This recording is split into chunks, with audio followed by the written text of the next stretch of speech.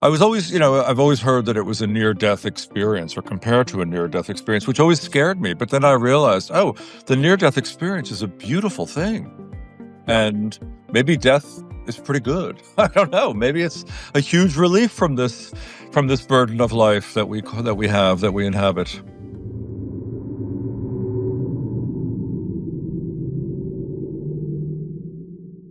Do you know Andrew Gallimore? No. He has a new book out about DMT, and I'm going to talk to him tomorrow, actually, with Jim Fathom. James. What's his name? With another friend who's a professor, Jeffrey Kripal. And I started reading his book, and it was like the whole history of DMT. I was like, man, I just know this already. Like, where's the new stuff? You know a lot. But look, the new stuff, I think, is people are always coming into these things, and I'm sorry, but I just don't think people know a lot about psychedelics. From the questions I get from some very smart people who are very experienced with lots of things. No, totally. In fact, I've realized the biggest mistake I made in my life, actually, as a writer, communicator, was I just have a certain type of mind where, like, I figure something out, I write about it, and I'm like, okay, that's done. Yeah. Everybody's going to get what I said. It's all going to make sense, and we can move on from there. So when I wrote Breaking Up in the Head, I was like, okay, that I figured that out with the psychedelic thing. No reason to worry about that anymore. Then I moved on to other topics, but actually, like, I'm reading this book by George Lakoff right now. Don't Think of It, Elephants. Have you heard of it? I've heard of it. I haven't read it. Yeah. I think it's very important. So he is a cognitive linguist, and he writes a lot about frames and framing. Mm-hmm. Yeah. How kind of like the right has understood framing way more than the liberals or the left. Much better. Absolutely. Well, yeah, they put tons of money into it. This is where their genius kind of goes. That's why we think, people on the liberal left side tend to think that, the right wing is kind of stupid, but actually, no, they're just focused on this framing thing. And Lakoff points out that when you have a frame, instead of get stuck in your neurology, so it's not like, so all these people who are like, deep in the Trump MAGA rabbit hole, it's not like they can easily back their way out of it, because it's almost like a neurophysical complex in a way, Yep. So, and here we are in that neurophysical complex. Yes. Yeah, exactly. So in that sense, if I'd been smart, I would have written, other books about psychedelics. I mean, I did ultimately write a book about ayahuasca, but I would have repeated myself a lot more, and in different, kind of like for different audiences, even, or something like that. Anyway, well, it's called being when you're a journalist, I'm sorry to say, the attention span is short, and we assume people are as short attentioned as we are. So it's one of the problems. But listen, some people know a lot about psychedelics, and I find that they're the kind that go to conferences, and then there's the rest of the world. Yeah. And that's one of the reasons I wrote this book, is because really smart people I knew were saying things to me like, I have a heart condition, can I take ayahuasca? Or, gee, I'm using ketamine for depression, is this for the rest of my life? Or, honestly, can I take MDMA and go to a rave and cure my trauma? Yeah. And it was like, well, I don't really know. I think I know, but I don't really know. I'm going to find out. And when I dug in, I found... I just lost you. I'm back. Okay. I just found lots of information, and, lots of it good, and more of it bad, and lots of it marketing. A lot more marketing. So I thought, all right, maybe there's room for... When I was writing Breaking Up in the Head, there was no marketing whatsoever. It was like you couldn't even... People would just ridicule you or mock you if you tried to talk about psychedelics seriously. Probably even you, Joe, in your Details magazine days, there wasn't. No, we did no. We covered raves, man. No, we covered the thing, and we did, and we got a lot of pushback. Let me tell you, I mean, mostly from the lawyers, really. Yeah, we could cover raves, but the idea that you would take psychedelics for a serious in their investigation of consciousness. We did it. What's that? We were able to do it at Details, but we, was still with issue. But, that was then. This is now. Yeah. Yeah, I just found when I published Breaking Open the Head in 2002, it had been like 20 years or more, 25 years since the culture was able to, particularly on the East Coast, have any kind of serious referendum on the value of psychedelics or the visionary experience. And when it was covered in the press, it always had this sort of mocking, kind of cynical Oh, tone yeah. to it. Oh, yeah. Or very negative, or always talking about, how it was frying your brain, basically. And, interestingly enough, like in the late 70s and early 80s, when I first started using psychedelics, I mean, I was having a grand old time with them. But even the war of drugs, it stopped me from using them for a while too. It was like, wait, I may be putting this young mind at risk, so I better slow down a bit. Yeah. Yeah, a young mind is a terrible thing to waste. So let's before we jump in. So first of all, I apologize. Some of you may have gotten an email from me where I had Joe's bio a little bit wrong, but it was very confusing. I'd actually asked your publicist to send me a bio, and I don't think she did, or I missed the email or something. So I was like, oh, it's like an hour before the thing, and I got a bio out. And it did say that you were the editor of Details, but it also said you were an Australian singer. And I was like, oh, I didn't know this about Joe, that he was like I famous. am not a. You really never want to hear me sing. I'll tell you. I mean, you'll be very lucky You don't you if you don't never you hear me don't sing. seem very Australian either. And So really, I'm not Australian. Yeah, yeah, yeah. No, but I met that guy. We met. He once read something I wrote, and wrote me a letter from Australia. And then he came to New York, and I said, "Well, let's have breakfast." And he was a lovely guy, and he's still alive. And I think he owns a health food company now in Australia. But how did whoever wrote that bio that I picked up on the web conflate the two of you? They We have the combined. same exact name, Joe No, no, I Dolce. know, but it was just weird because it was like Joe Dolce, Austrian singer songwriter and editor of Details. Well, let's blame AI, shall we? Always, why not? Always. So let's go back into your past. Where are you from? I'm from New Jersey. Don't hold it against me. New Jersey's great. Lots of my favorite people came from New Jersey. I know we got Well, out. We escaped. you got out, you got it. And so then somehow you got into like downtown New York or journalism or what happened? You got involved. Oh, I got really lucky. After graduate school, I became the PR director of Area, which was a huge nightclub in the 1980s in New York City. That was my very first full-time job. Thank you very much. And that was because one of the owners and I were both working in the kitchen of the Broome Street bar. He was the dishwasher. I was the omelet maker, and we rubbed butts 2 days a week very closely. And he and his brothers were starting this nightclub, and I just happened to be there one day when the phones were ringing off the hook, and I picked up the phone, and they said, "Do you need a job?" And I said, "Well, yeah, I just finished graduate school." And they said, "Okay, come." And then they said, "Can you write a press release?" And I said, "Well, yeah, I have a degree in journalism. I can do that." And that's how that all began. So I had a Ah, great, well, so first of amazing. all, I grew up in Soho. My dad had a loft on Green Street. We used to go to the Broome Street bar, um, I'm where they sure have all the chalk boards and everything. I probably made you omelets. You may very well have made us omelets. So that's good. So Area was a legendary club in New York uh, Amazing. in like what 80s, 90s, 80s. But No, only like from 1983 to 86 or 87. Yeah, yeah. okay, cool. So then you were you had cachet in the nightlife. You knew all the DJs and everything. What happened then? I mean, were you writing journalism? No, I started. Then I left and I became a freelance writer, which was just miserable.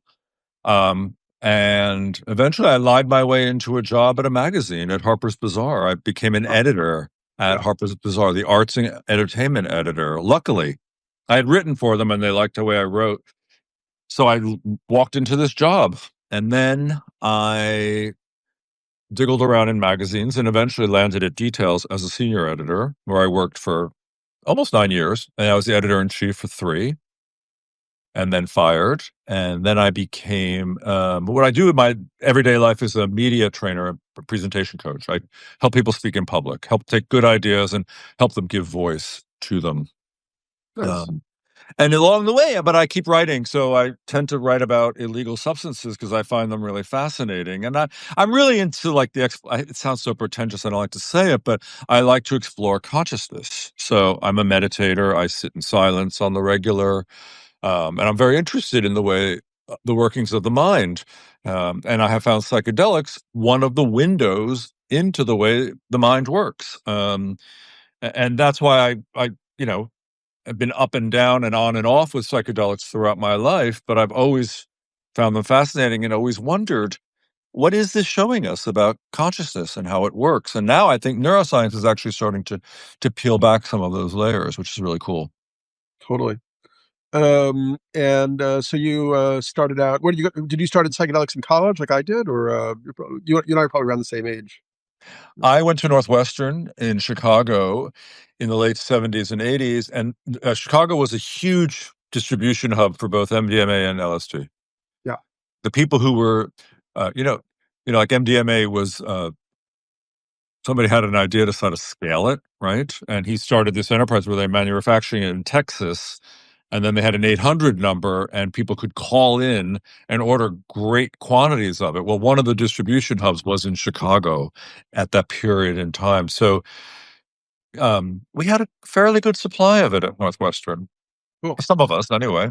Yeah, so you had those experiences, then obviously there was the nightlife and so on.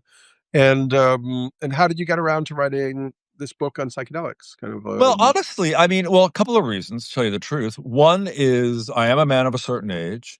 And somebody once, I read this quote like, aging isn't really about the hardening of the arteries. It's more about the hardening of the categories of mhm, your own mind and how we become so habituated to our own way of thinking and our own beliefs that we're right or whatever. Okay. Which is, I've known this to happen. I see it in my friends and I see it in myself. Right. Um, and at some point a couple of years ago, I thought I'm getting a little too ossified here. I need to do yeah. something. I need to break this up a little bit. And I You've told got you, you've got all those books on your shelf behind you, and I've read them all. Oh yeah, and many, many more. But so I began. I told you I'm a meditator. I sit in silence, and sitting in silence is extremely profound and also extremely difficult. Have you ever done it? sure.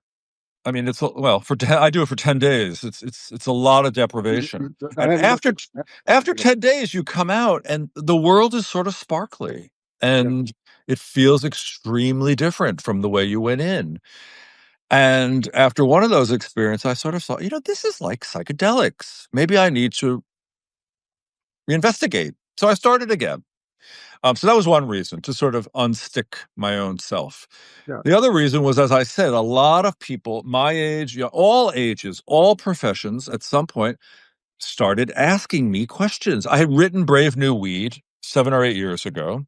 It was this great nonfiction journey through the world of cannabis. And I think they thought I knew a lot about everything because I knew a lot about weed, but they're not the same. I didn't know. I didn't know if you could take MDMA and go to a rave and treat your depression, or if you needed if you needed ketamine every day, if you were taking it when it came in the box, yeah, Mind Bloom or Joyous, right? I didn't know um, if ayahuasca could strain your heart if you go to a ceremony.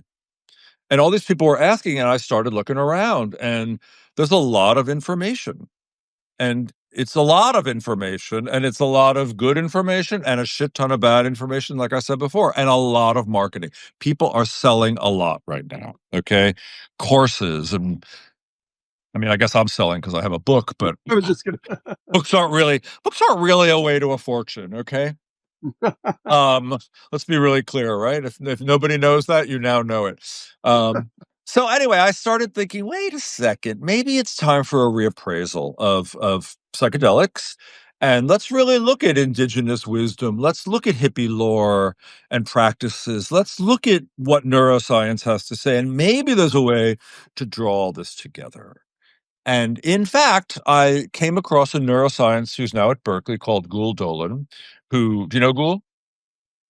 She's really interesting, and she's really famous for giving octopuses MDMA and then seeing what happened. And her research is fascinating because it takes a lot of the neuroscience. I don't want to get too deep in this because people will turn off, but a lot of the neuroscience is all about brain scans and fMRI imagery and the anatomy of the brain. And what she learned is that octopuses respond to MDMA the same way humans do. They cuddle. These are not friendly animals. They're pretty hostile. But guess what? Their brains don't have a nuclear accumbens or an amygdala or a prefrontal cortex. They're like more like slugs. So she started looking at a more molecular level and has come up with an astounding theory about opening critical periods, which I won't go into, but basically says that, look, if you can arrange the inputs, you can have a better experience. And if you figure out the integration properly, it can be very meaningful and very powerful. And she's now about to test psychedelics with stroke victims. Not only does she think it has cognitive ability to change, but it can also change motor skills. So people who have had strokes, right, they lose their speech or they lose their motor after about 60 or 90 days. Her next experiment will be giving psychedelics to people who've had strokes to see if they can relearn motor skills or verbal skills, that's an amazing experiment. And let's see what happens. But it really changes all the ideas that, say, Michael Pollan wrote about and how to change your mind, all that, you know, default mode network stuff. It really makes you sit back and look at it very differently. So that made me think, well, maybe there is something to be written more seriously about setting up the inputs and working on the integration after. Maybe the trip isn't the only thing, right? Cool. It's quite interesting. Like when And you did Ibogaine, I wanted to ask you, when you did Ibogaine in Ghana, in Gabon many years ago, Gabon, right? Yeah. What happened after the journey? Like, was there a period of sitting around? I mean, I know it's a long, very long journey, but how did you deal with what happened after? Well, I mean, I don't know if you probably don't remember the book, but it wasn't like best circumstances. Like we didn't really have that great a connection with the Nganga, the shaman, and we ended up doing a second ceremony, a kind of like a closing ceremony with a different group of Bwiti, where we ate less of the iboga, and went through some other sort of ritual practices. Mhm. But yeah, I mean, I got into this stuff before this whole focus on integration and kind of psychological, kind of like before psychology had become, in therapy, kind of had become so predominant Yeah. in how people are, you know, understanding the value of it. And to be honest with you, it's still not totally my thing. I'm more interested. Like, I don't know where you stand on this, but I think one reason why I'm a bit of an outlier in some ways is that, I noted when I went through many psychedelic experiences that there were sort of, psychic and paranormal effects, supernatural effects, and so on. And so, I began to get very interested in those. Whereas a lot of, I mean, I don't remember where Pollen lands, but a lot of people in the contemporary psychedelic movement are still like more or less in a scientific materialist worldview. Mhm. And I'm ultimately more in a idealist worldview. This idea that consciousness is actually the underlying foundational reality, and everything we experience is actually kind of an aspect or projection of consciousness, Mhm. take, Mhm. taking a sort of temporary, seemingly materialized form. Which also very much aligns with like Tibetan Buddhism or Buddhism in general, or Mhm. Eastern mysticism and so on. Um, so yeah, I don't know. I'm sort of curious where you stand on all of that. If you have a, you know, mystical, esoteric, spiritual, religious, or just sort of secular, atheistic kind of like, I am not religious, yeah. right? Um, but I do have a spiritual life, which is sort of beyond words, and that's fine with me. It's like I don't feel like I really need to define it too much, but I know it's there, and it it manifests in many many forms, not and certainly not in relation to God. I don't have any relation to the supernatural, though, and I imagine you did before you were doing psychedelics, which Oh is no, why. no. I had zero relationship. I didn't believe in it or anything. Oh, really? Yeah. So, how do you think it surfaced? Where do you think it came from? Well, I think it was really. I think it's if you explore, visionary plants through a kind of indigenous shamanic path. that's often those kind of experiences are very common. Yeah, Yeah. I yeah, mean, yeah. synchronicity, telepathy, shamans telling you things about your past and your life that they couldn't possibly have known. Yeah. Objects appearing and disappearing. Yeah, basically all the things that they write about and all the mystical, you know, writings, all that stuff. Yeah, Yeah. I think it's the most. I mean, that's the sort of part of religion that I'm most drawn to are the mystics, basically. But I myself don't have many mystical psychedelic experiences. So, I mean, sadly, I always wished I had more, but maybe my mind is too small. I don't know. I accept it.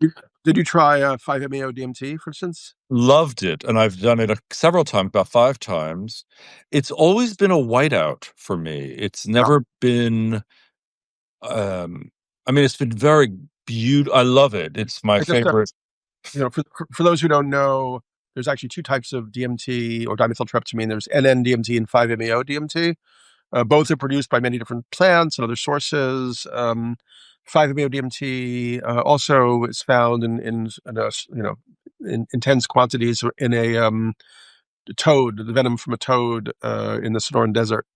And whereas NN-DMT tends to create like multidimensional, sort of hypergeometrical, prismatic kind of hallucinations, or kind of you really feel like you step into a whole reality, dimensional reality that's like that. Um, 5-MeO, I find it a little bit. There's one part of it passage where it's kind of like Islamic patterning, Yes, like on the mosques or mandalas, or you sort of go into but it's like there's no separation between you and that. so You're kind of extraordinary. mandala patterning that's going off in all directions And forever. that usually happens for me on the way down as it's Yeah, dissipating through my yeah, system. And it's a very beautiful, for me, it's very beautiful and very, I don't know, somewhat very soothing and very comforting. yeah, I was always, I've always heard that it was a near death experience or compared to a near death experience, which always scared me. But then I realized, oh, the near death experience is a beautiful thing. yeah. And maybe death is pretty good. I don't know. Maybe it's a huge relief from this burden of life that we inhabit. Yeah. Yeah, to me, it seems like experiential confirmation of kind of ideas that Buddhism talks about, like the void or nirvana or non-duality. Because when Yeah, you're in that final state, there's no longer subject object. So there's experience without an experiencer, and the experience is one of total bliss. yeah. So it feels like this whole idea that tantric Buddhism talks about, that nirvana is samsara, is something that you can have a direct experience of. I think the key word is total because I think until that experience, almost everything was mitigated by ego. And when I had that melding, that loss of ego, and that this was total, that it's beyond words, isn't it? It's like, oh, wait, I am that Islamic patterning. Yeah. I am these shards of light that are making the most beautiful thing. Um, yeah, it's extraordinary. It's extraordinary. And I saw from your book that you also explored, obviously, ayahuasca when you sort of had your psychedelic second childhood. And that was much more my third childhood, really. That was much more like a DMT experience for me. I didn't have machine elves, but a lot of imagery. For mostly for me, it's not beautiful imagery. Like people say that they have like, you know, they'll see the jaguar from the jungle. I didn't have that at all. All my ayahuasca experiences have been more like industrial than inspirational, quite harsh and not scary and not unpleasant, but not beautiful or ecstatic. Do you enjoy ayahuasca? Oh yeah, I've had a massive range of experiences. I haven't done Yeah. it a number of years now. I want to get back to it. But yeah, I mean, William Burroughs only had like terrifying experiences. Like I think, Naked Lunch, which people tend to think was about his heroin experiences, was actually completely based on his ayahuasca experiences. Ayahuasca. Yeah. Yeah. Kind of like shifting cities and bodies in the streets and Yeah. deformities and so on. Yeah, I mean, there's a whole range. Yeah, so I mean, do you have like an ongoing practice around psychedelics, or you're I kind of don't. like you?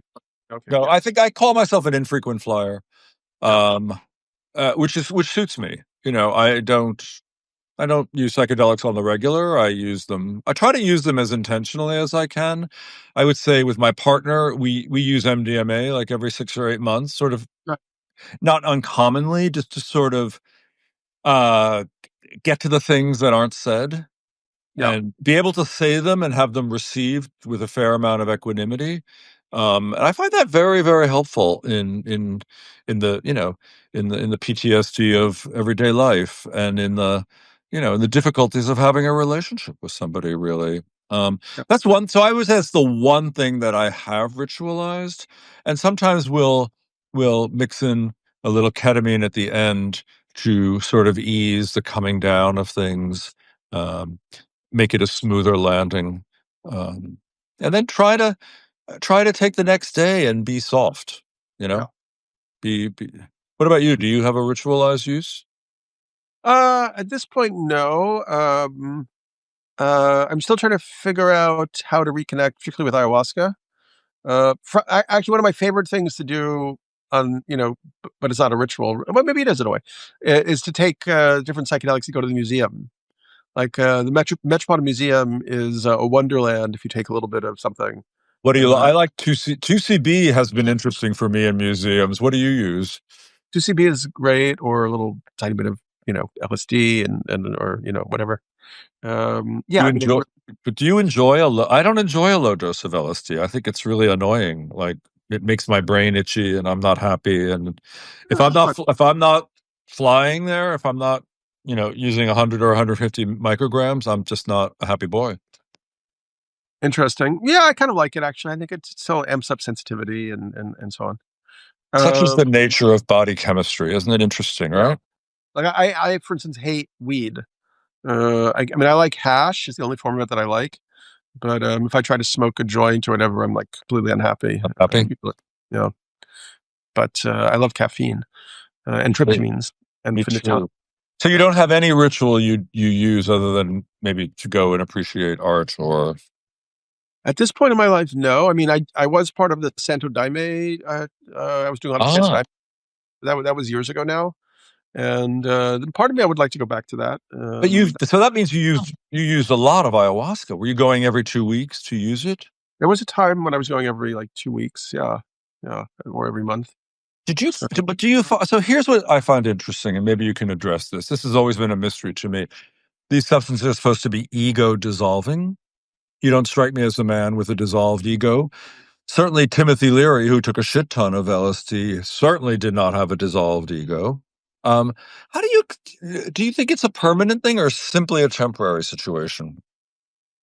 well, first of all, I think my ego is a little bit dissolved. I think if we got, we don't know each other that well, but I don't have a lot of. I mean, I'm, the worst thing you can say about yourself is that you're humble because it seems like a humble trait. Totally, of course, so Yeah, fatuous. but Yeah. but I think that psychedelics can also exacerbate your egoic tendencies and make you more impulsive. I think like thing is that did you see Jamie Wheels talk? We were just at the psychedelic science We conference were together. together. We Yeah, sat we next met. to each other there. So Remember? his thing about the 80/20, that like the first times you do the psychedelics, you get like 80% of the benefit, and then you're always like going back. But you have these insights, you have these breakthroughs. But then later on, I think in many cases, people's egos kind of learn how to gamify the psychedelics. So, you have the experience, but your ego has figured out a sort of structure, container around it, kind of like what I was talking about, the framing and so on. So, yeah, so I think there was a time when they were exacerbating certain negative aspects of my character, and I became more suspicious around the value of psychedelics. Past those early stages, unless you're really doing it in a practice or something. Mhm, mhm. Um, so yeah, but at this point in my life, I've had some humblings and so on. So I try to stay humble. But yeah, I don't think dissolving the ego, I mean, the ego is only ever going to be temporarily dissolved. And I Always, think yeah. the idea of having no ego is the wrong idea anyway. Me The whole too. point is to, kind of have a sort of flexible egoic structure. So you're aware that it's there. It's like an aperture lens on a camera where you want to keep it. You can open it to different degrees or whatever, but yeah, you can't really permanently get rid of it without just disappearing. That would be it. You know. It's never been a goal, but it's always been, I think, one of the misapprehensions about psychedelics is that they dissolve ego or they make people less egoic. I've never found that to be the truth. As a matter, I generally find it to be the opposite. People who use psychedelics can be very macho about it. Um, I've used this high dose. I did this much this. I did that much that. So I'm more experienced than you, and I think that's a misapprehension. I don't think that's a great idea. Yeah. Well, I guess that's a question for you then. I mean, having written this book and having gotten, I mean, did you go to was this the first time you went to psychedelic science, or did you go to the No, I science? was there at 2023. I was there the first time around. I did a lot of reporting for the book there, actually. It was very useful to be there. I'm sure. How are Yeah. you seeing, because I've actually developed some kind of real cautions and concerns about the psychedelic movement, particularly now that we see a lot of the same sort of like techno libertarian kind of right wing people kind of moving in, because it became like a new, multi-billion-dollar market. Yep. And yeah, I'm kind of like, it feels like along with everything else in our society right now, it's maybe gotten like twisted into like a strange direction. I don't know. What do you I'm think? well, it's a really interesting problem, worthy of an entire conference, I think. Really. I mean, I think what you're raising uh, is a crucial problem, which is who controls these things and how do we avoid what we tend to do in capitalism, which is commodify and fuck things up and sell them and try to pervert them to our own ends and needs, right? Well, Um, or just to break it, it could also be a little subtler than that. I think there are a lot of well-meaning people. Like I met so many wonderful, good souls at the psychedelic conference we were just at. yep. But you're also starting a career. You're building, a money-making enterprise, whether it's in research or whether it's a company or whatever. You know, in relationship to your kind of like skill or technical credibility with these substances. So yeah, capitalism does come in even when people are have good intentions. I do, and look, I mean, well, there's so much to unpack here, really.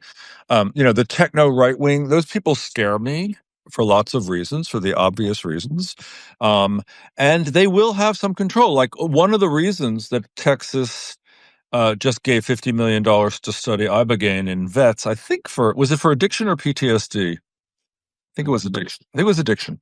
Um, was because they can control it in a certain way. Like you have to go through a hospital and a lot of heart screenings to get ibogaine, right?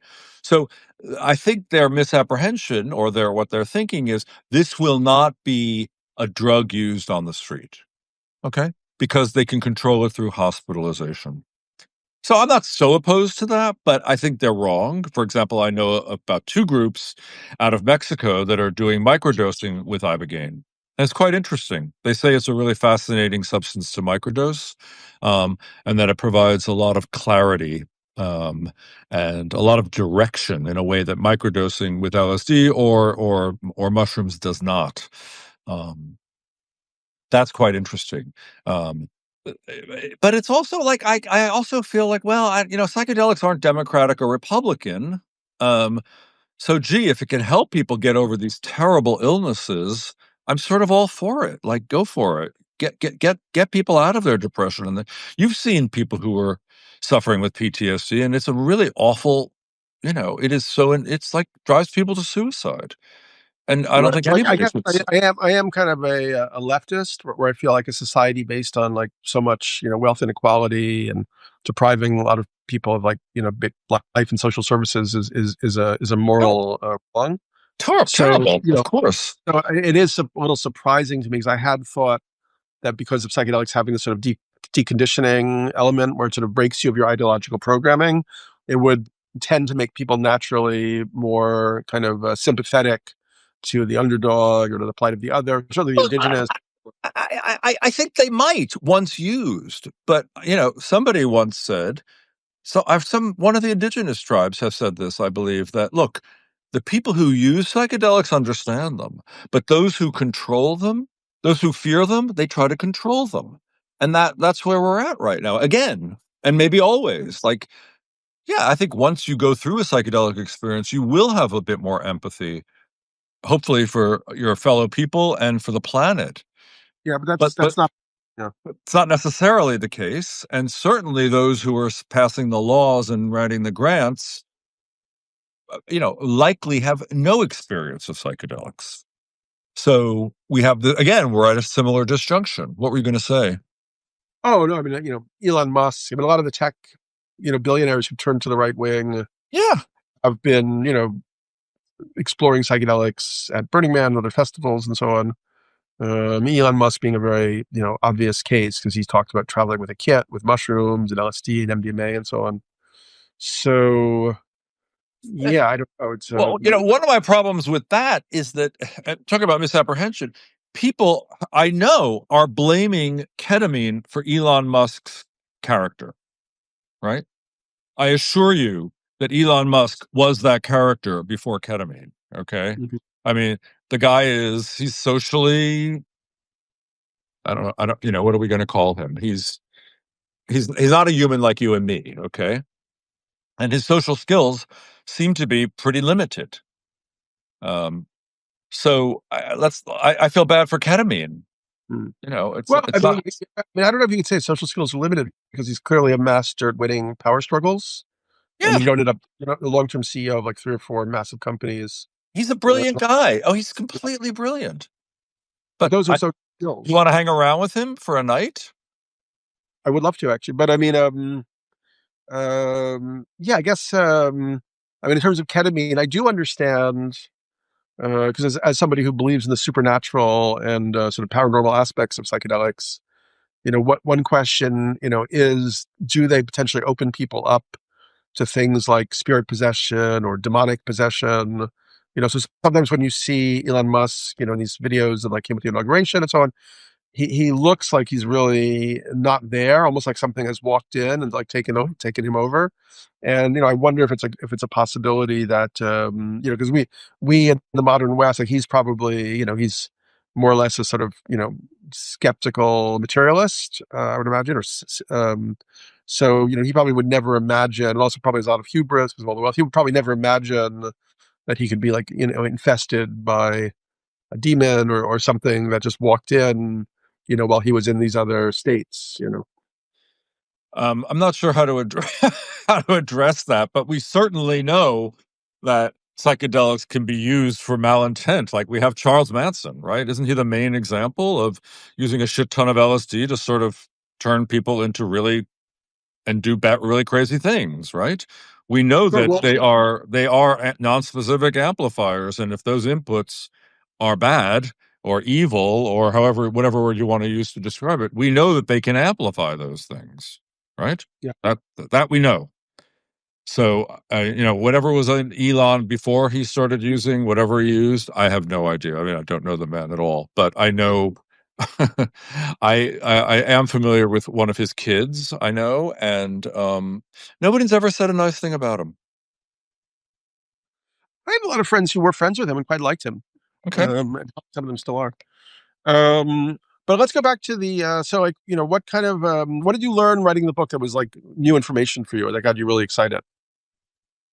I think that I learned a lot about microdosing, and I mean I had been doing it for a couple of years before I started, but I really started digging it. I mean, there's nothing I've learned, like there's no science behind microdosing. It's a problem to study microdosing, right? Yeah. It's like it's so subtle. And do you ever microdose? Did you ever try it?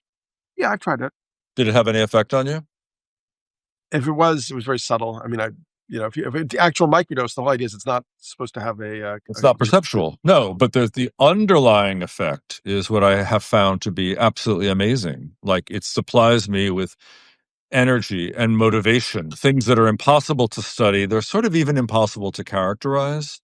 Um, but I haven't stopped doing it for 5 years, and I don't intend to stop doing it. I thought that was quite amazing. I think the idea that they can be used intentionally, I'm still exploring. Like I'm still trying to figure out, all right, because I've had my own fair share of, let's call them challenging trips. And I thought, the setup and the intention and all that stuff was really good and really pure and really, sort of spot on. I've done it with guides. I've done it on my own, both. And I've still had these challenging trips. So I'm still trying to work my way through what is the real protocol for setting it up so that you have an experience, not that you could control, but one where you have a more beneficial experience. And I haven't really come to it yet. I haven't figured it out. But I guess one thing I have had since I've been doing them more is really the understanding that the difficult trip is not without its lessons. And that's not trying to, it's not trying to sugarcoat it here, really. But even in the difficult trips, I've learned things afterwards. Yeah, I Um, mean, I would think that the point is to actually have challenging or difficult trips. Like, what are you going to do? Just like sit around saying "kumbaya" the whole time? And the point is to, encounter stuff in your own psyche, and maybe also in the archetypes of the collective psyche, yeah, that are moving, that are need to be transmuted or confronted in some way. If that's not happening, then why not just take opium or something, or like yeah, laughing gas? yeah. But that's really fascinating, and also, like, everybody talks about integration. These are some of, I would say, I've learned to have more questions, Daniel, than I have answers. Okay, Yeah. so like everybody talks about integration, but I still don't really know what it means. Okay, yes, you can talk about things, or sometimes I have found just being alone in nature for a couple of days after a big journey was very healing on a level that I don't know. I tend to be a person of words, and I like to attach concepts to things, and I have actually been freed of that a bit. Um, That is not satisfying as a writer. It's very difficult, yeah. and it's not satisfying as as someone who has big lessons. But I don't consider myself that kind of person at all. Um, but I think that's a real that's one of the best things and the most difficult things about psychedelics is that they really are beyond words. How do you talk about that? How do you think about that? Um, let's see. Mm. See? Well, when I was studying them for my books and so on, yeah, you would recognize there are certain experiences that you have that you just can't bring back in the language. Um, but on the other hand, I felt the fun of it. Approaching it as a writer was always trying to extend the boundary of what you can express.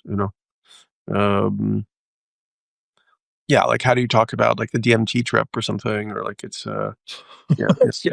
Yeah, yeah, yeah. And Yeah, go ahead. no, please continue. I want to hear what you're saying. Oh, no, I mean, I think it's interesting the way language and rhetoric, shape or even in some ways construct or create reality. So like Terence McKenna comes up with this linguistic construct of the machine elves, Yeah, and there it or is. Yeah, or Timothy Leary comes up with tune in, tune on and drop out, or tune, and these become kind of like the structuring elements for so many people's yeah. experience.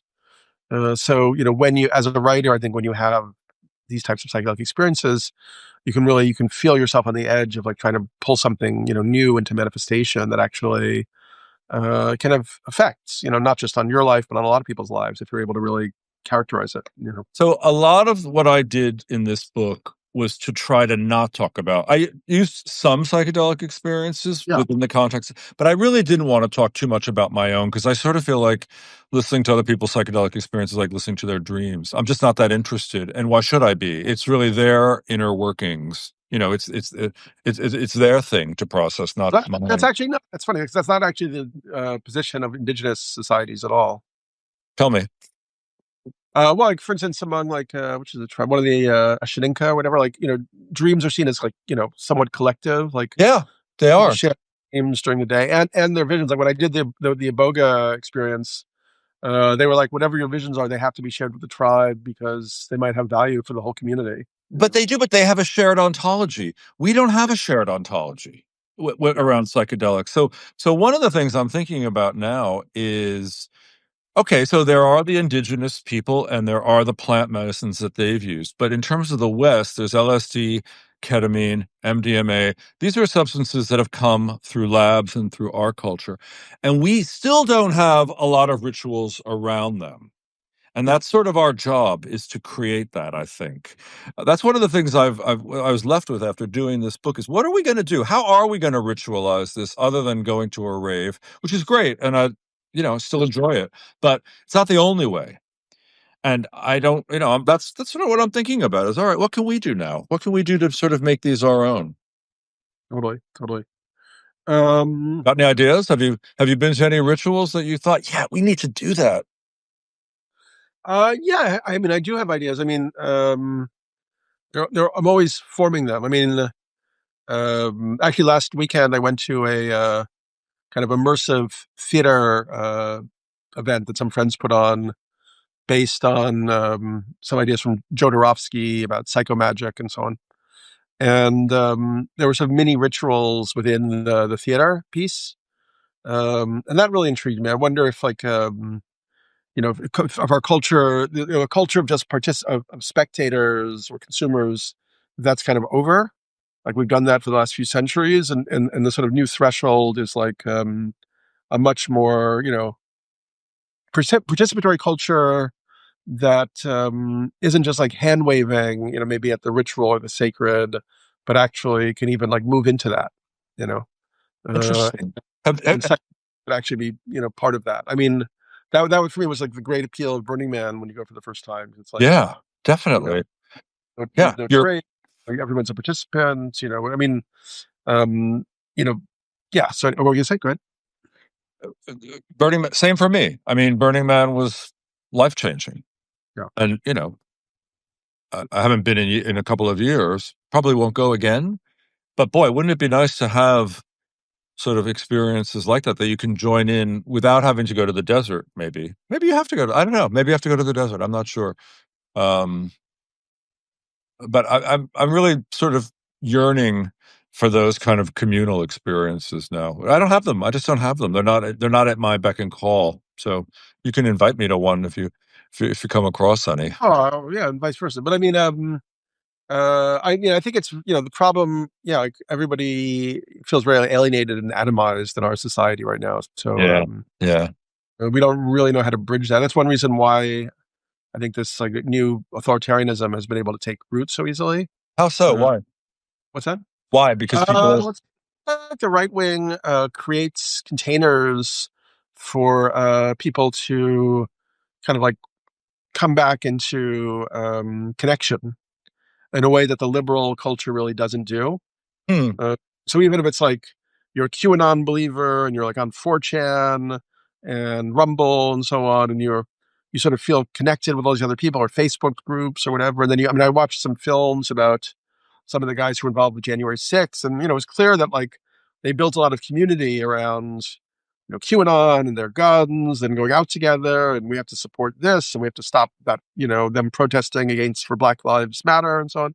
So it's Black Lives Matter, I guess, is an example on the other side, but yeah, it feels like at the moment the liberal and the left is tends to be very kind of like dispersed and sort of alienated from each other.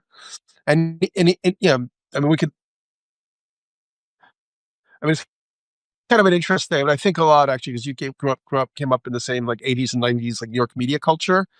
How, in retrospect, that culture with its kind of like ironic distance and detachment and cynicism and kind of materialism, I think also in a way was laying the groundwork for this kind of fascist dispersal. thing that's happening with that. For Yeah, the but sort of atomization of people and stuff. also because when people have no meaning to hold on to, they're going to gravitate to whatever's going to give them any sense of purpose, and so on. Um, and I mean, that's when I wrote my first book, Breaking Open the Head, I was so happy because I felt like I was also kind of like in an existential crisis where nothing seemed to mean anything.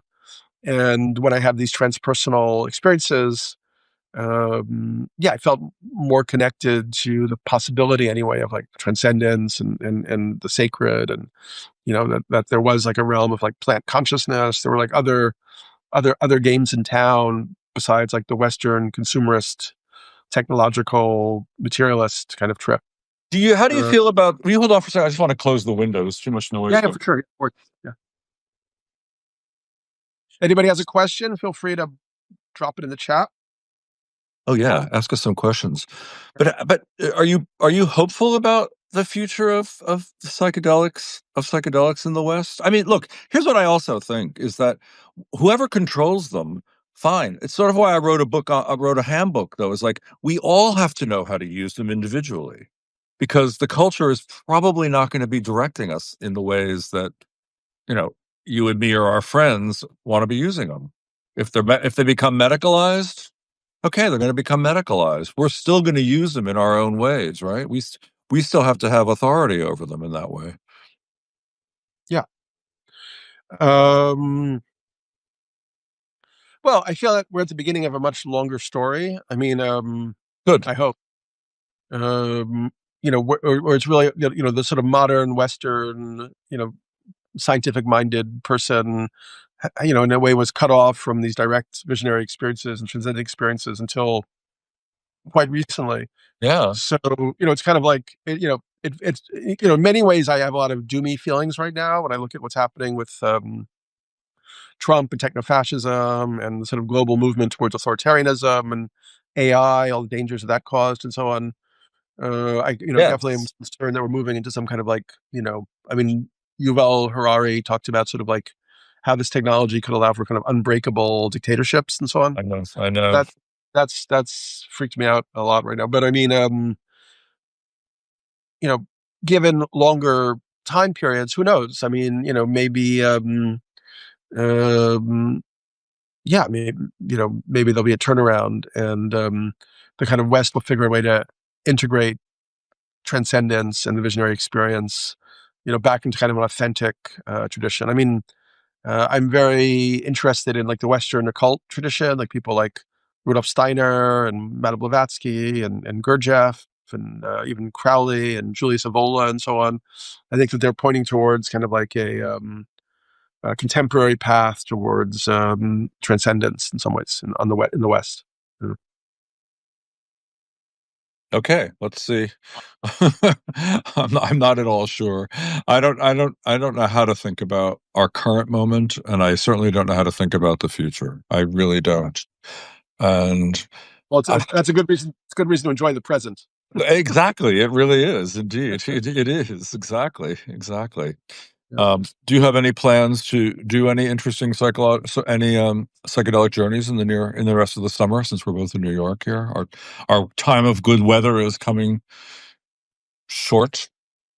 I might have some plans, but there's still a little bit of forbiddenness with the topic, so I'll keep that a little vague. Okay, all right, fair enough. But yeah. Well, so we've been talking for a while. Maybe we'll fold up for today. Thank you so much for spending some time and chatting. And yeah, I'm excited to have been who I popped your Substack live cherry I apparently. have to So show my book cover in case show the because book, show the yeah, book. this book has been out for one day, Yeah. Oh so wow.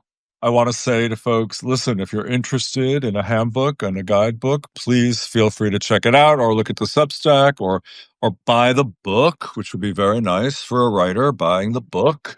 Um, and Who was the publisher? Was Hachette or was it no, like? it's Hachette is the corporate overlord, but it's an imprint within Hachette called Black Dog and Leventhal.